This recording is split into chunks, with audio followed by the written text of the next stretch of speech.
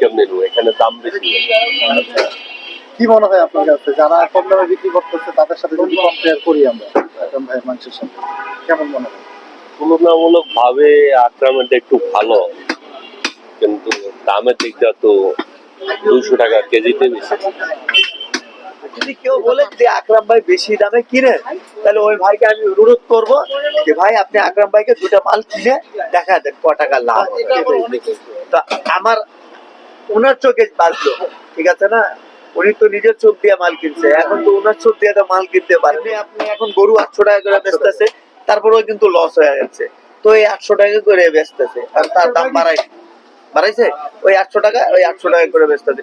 তারপরে মনে করেন চালকার মালে মনে করেন এর আগের মালে মাদক ধরা খাইছে, ভালো টাকা ধরা, ও শনিবার দিন 18,000 টাকা ধরা খাইছে, দুইটা মাল খাইছে, তিনটা মাল খাইছে, গরু 18,000 টাকা ধরা খায় গেছে। তো লস করলেও মনে করেন কাস্টমার তো আর দিবে না, আর লাভও করলে উনি আর কাস্টমারকে দিবে না, যা থাকবে ওনারটা থাকবে।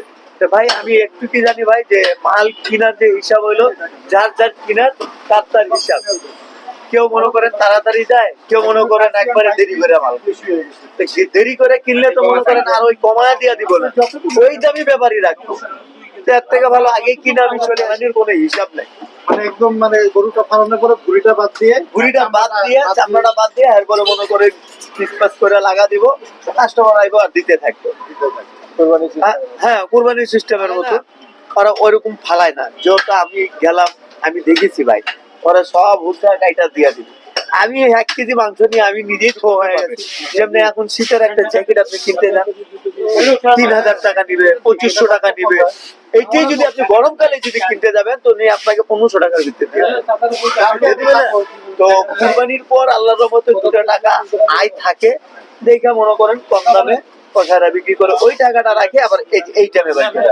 আচ্ছা, গরুটা সস্তা থাকে। হ্যাঁ, মানে আর কি পাবলিকের ফ্রিজে মাংস থাকে না, তখন তো মাংস খাবার চাহিদা থাকে না কোনো লোকের, বুঝলেন না? তখন একটু ওই যে বেচা কিনা থাকে না, ব্যবসা ভালো থাকলে কি হবে, কিন্তু বেচা কিনা তো থাকে না। হ্যাঁ, তখনই কথা, আমার ফ্রিজে তো মাংস আছে, তখন তো নিজেই গরু জবাই। অনেকগুলা মনে করেন আপনার আসে কুমিল্লা নিয়ে যায়, রংপুর নিয়ে যায়, এরকমও লোক আছে। এরকমও যে আছে মনে করেন এখান থেকে আপনার কিলোনে মাংস পাঠান। হ্যাঁ, এই যে দেখেন এখন গার্মেন্টের মাংস নিয়ে গেছে, উনি প্রায় আমাদের থেকে মাংস নেই। যদি আমরা যদি ওরকমই দিতাম তাহলে ওনার আর কোনো দরকার ছিল না কিন্তু আমাদের দোকানে আসার। না, কারণ অনেক জায়গায় তো আরো কম দামে মাংস বিক্রি করে। হ্যাঁ, আমি ওনাকে এটাও জিজ্ঞেস করছি, এবং ওই লোক কিন্তু একসময় গরুর ব্যবসাও করছে। তাহলে উনি তো আপনাদেরকে প্রমাণটা দিয়ে দিল যে কি পরিমাণ ওনারা লাভ করতে পারে, লস করতে পারে। প্রত্যেকটা জিনিসের দাম বাড়তি ভাই। এখন আপনি ছিমি মোটর কিনতে যান, আর আরো কিছুদিন পর কিনবেন একটু কমে পাবেন। যেমনি এখন শীতের একটা জ্যাকেট আপনি কিনতে যান 3,000 টাকা নিবে, 2500 টাকা নিবে। এইটাই যদি আপনি গরমকালে যদি কিনতে যাবেন তো নিয়ে আপনাকে 1500 টাকার ভিতরে দিবে। তো কুরবানির পর আল্লাহর রহমতে 2 টাকা আয় থাকে, দেখে মনে করেন কম দামে কষারা বিক্রি করে ওই টাকাটা রাখে, আবার এই টাইমে বাকি। আচ্ছা, দেখেন মানে ওই যে গরুটা সস্তা থাকে। হ্যাঁ, মানে আর কি পাবলিকের ফ্রিজে মাংস থাকে না, তখন তো মাংস খাবার চাহিদা থাকে না কোনো লোকের, বুঝলেন না? তখন একটু ওই যে বেচা কিনা থাকে না, ব্যবসা ভালো থাকলে কি হবে, কিন্তু বেচা কিনা তো থাকে না। হ্যাঁ, তখনই কথা, আমার ফ্রিজে তো মাংস আছে, তখন তো নিজেই গরু জবাই করে। আর যদি কেউ বলে যদি আকরাম ভাই বেশি দামে কিনে, তাহলে ওই ভাইকে আমি অনুরোধ করবো যে ভাই আপনি আকরাম ভাইকে দুটা মাল কিনে দেখা দেন ক টাকা লাভ। এটা আবার অনেকেই বলে, কিন্তু নাসিম ভাই আমাদের ভিডিও দেখেন, আরো যারা ভিডিও করে আকরাম ভাই কেনাকাটার যে ভিডিওটা, অনেকেই বলে যে আকরাম ভাই একটু যদি সময় দেয় কিনতো তাহলে হয়তো আর একটু কমে কিনতে পারতো, বা আকরাম ভাই যে গরু বা এই যে গেল যে মহিষটা আনলো শুক্রবারের জন্য, হ্যাঁ, গাবতলী হাটে রাখা হচ্ছে। এটাও আমি দেখলাম একজনের ভিডিওতে, যে ওখানে যে ভিডিও করতেছে সে নিজেও বলতেছে যে মহিষটা একটু বেশি দামে কেনা হয়েছে, 3.5 লাখ টাকা। হ্যাঁ, মোটামুটি 10 মনের মতো হবে। এটা কপালের জোর ভাই। জনগণ বলে যে মিডফিল্ডিং আকরাম ভাই দাম বেশি দেয় কিনা, তো টাকা উঠায় জনগণের কাছ থেকেই, এটা কি বলবেন? হ্যাঁ, বলে যে আকরাম ভাই যে বেশি দাম দিয়ে কিনলো, যদি ইয়া না হয়, ধরেন ওনার মিসফিল্ডিং হয়ে গেল, কিন্তু এই টাকাটা কিন্তু উঠায় জনগণের পকেট থেকে। না, জনগণ থেকে যে না, যে দামে থাকে ওই দামই। যেমনি আপনি এখন গরু 800 টাকা করে বেচতেছে, তারপরেও কিন্তু লস হয়ে যাচ্ছে।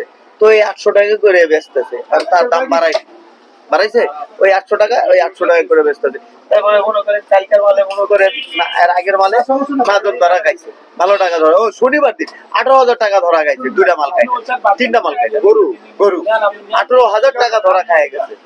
এটা অনেক অনেক একটা তাহলে ওই দামে 800 টাকা করে বেচতেছে, 800 টাকা বেচার পরেও বিক্রি করো 18,000 টাকা উনি ধরা খায় গেছে। এখন উনার ইমান জানে বা উনি জানে ভাই, উনি হিসাব করে আমাদেরকে বলছে যে আমি এত টাকা আজকে লস করলাম। তো লস করলেও মনে করেন কাস্টমার তো আর দিবে না, আর লাভও করলে উনি আর কাস্টমারকে দিবে না, যা থাকবে ওনারটা থাকবে। তো ভাই আমি একটু কি জানি ভাই, যে মাল কিনার যে হিসাব হইলো যার কিনার তার হিসাব। কেউ মনে করেন তাড়াতাড়ি যায়, কেউ মনে করেন একবারে দেরি করে মাল। তো দেরি করে কিনলে তো মনে করেন আর ওই কমায় দিয়া দিব না, ওই দামি ব্যাপারই রাখবো। তো এর থেকে ভালো আগেই কিনে আমি চলে আসি, মনে হয়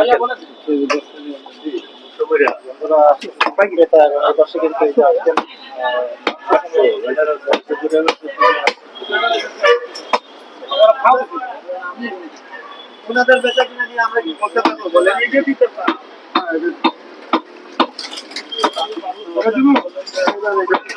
ভাই মাংস সংগ্রহ করতে আসছি। কথা বলি। আসসালামু আলাইকুম ভাইয়া, কোন জায়গা থেকে আসছেন? এখানে মহল্লায় ভাই। হ্যালো, আপনাদের কাছে মাংস দেওয়া হয় সবসময়? না সব শুন কেমনি নেবো, এখানে দাম বেশি। কি মনে হয় আপনার কাছে, যারা কম দামে বিক্রি করতেছে তাদের সাথে যদি কম্পেয়ার করি আমরা আকরাম ভাইয়ের মাংসের সাথে, কেমন মনে হয়? তুলনামূলক ভাবে আকরামেরটা একটু ভালো, কিন্তু দামের দিকটা তো 200 টাকা কেজিতে বেশি। এটা তো আপনাদের বলা উচিত। আমরা তো বলি, এই যে বললাম ওই কন্টেন্ট আমরা পারতাছি না। ওখানের মাংস কি খাওয়া হয়েছে ভাইয়ের? হ্যাঁ খাই, আচ্ছা, কেমন মনে হয় ওখানকার মাংস? ভালো। ওখানকার মাংস ভালো, সুন্দর। আসলে এক একজনের মতামত এক এক রকম থাকবে, এটাই কিন্তু স্বাভাবিক। ভাই যেমন বললো যে ওই মাংসগুলো ভালো, আকরাম ভাইয়ের মাংস তুলনামূলক ভাবে ওখান থেকে আরেকটু ভালো। হ্যাঁ তো বললো কিন্তু ভাই, সুন্দর বক্তব্য দিলেন। তো সবারই কিন্তু একটু চাওয়া যে আকরাম ভাই একটু দাম কমাচ্ছে, এটাই কিন্তু সবাই চায় জনগণ, তাহলে হয়তো জনগণের জন্য একটু সুবিধা হচ্ছে। যেহেতু কোরবানিতে গরু কিনে আবার হাটের থেকে রিটার্নও চলে আসে, ভাই চলে আসলেন তো ভাই মেলা দাম, গরু কিনতে পারি নাই, 200 টাকা দেন, গরু কিনতে পারি নাই, জান্নাতের দিন যাবো আজকে এক সপ্তাহ হয়ে গেছে। ওই জান্নাতের দিন যায়, মনে করেন যে ব্যাপারীরা একটা গরু যে আনে, উনি না নিয়ে যাইতে পারে বাড়ি, তাহলে কাইন্দা উনি বেচা দিয়া জায়গা, তো আমি লাভবান হয়ে গেছি। বলে না, এরা বলে যে আমি লাভবান হয়ে গেছি এই গরুটা কিনে, জান্নাতের দিন গেছি কিনে নিয়ে আসি। তো মাল তো শুধু একজনের ঢুকে না ভাই, বিভিন্ন গ্রাম থেকে আছে, তারপরে ফার্মালারা মাল ঢুকাইলে যে যেরকম পারে বেচা জায়গা। আর কত খাটবো একটা গরুর ভিতরে, এটার ভিতরে হার জিত আছে ভাই, বুঝছেন? এই হলো আপনার ব্যবসার নিয়ম, কেউ জিতবো কেউ হারবো, বুঝছেন? কুরবানির হিসাব করলে তো কোনো লাভ হবে না, কুরবানির হিসাব হলো কুরবানির মতো, ব্যাপারীরা কান্দা কান্দা দিয়া যায়, ওই একটা গরু নিয়ে আর কি করে দিয়ে যায় বলে কত করে 800 টাকা কিলো।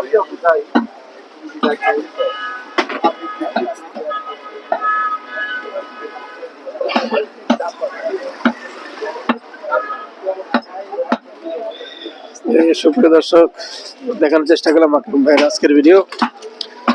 আকরাম ভাইয়ের গরু দেখতে পাচ্ছেন এখানে, খুবই সুন্দর দেশি গরু। সুপ্রিয় দর্শক, সকলে ভালো থাকবেন, সুস্থ থাকবেন, এই কামনা নিয়ে শেষ করছি। আল্লাহ হাফেজ, আসসালামু আলাইকুম।